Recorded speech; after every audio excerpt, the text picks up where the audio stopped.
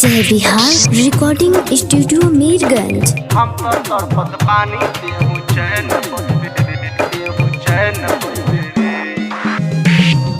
हमरा के छोड़ी के ससुरा जइबे रे, हमरा के छोड़ी के ससुरा जइबे रे।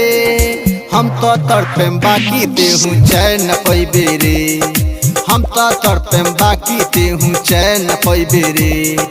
दिलवा के दिलवा से जोड़ न पैबे रे, दिलवा के दिलवा से जोड़ न पैबे रे। हम तो तड़पत पानी देहु चैन पैबे रे, हम तो तड़पत पानी देहु चैन पैबे रे।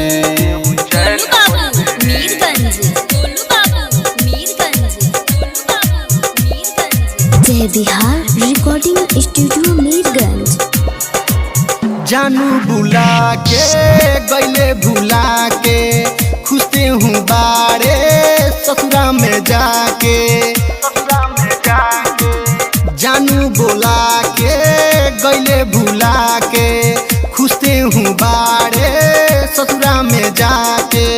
दिल तोड़ी तोड़ी चल गईलू गोरी, बीचे सफर में काहे मुँह लेलू मोरी। पियवा से हमरा जैसन प्यार न पैबे रे, हम तो तड़पत बानी देहु चैन न पैबे रे, हम तो तड़पत बानी देहु चैन न पैबे रे, हम तो तड़पत बानी देहु चैन न पैबे रे, हम तो तड़पत बानी देहु चैन न पैबे रे।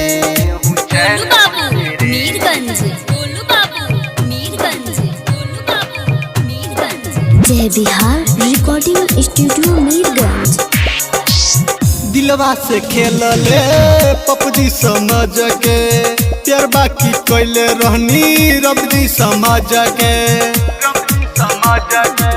दिलवा से खेल ले पपजी समझ के, प्यार बाकी कैले रहनी रबजी समझ के।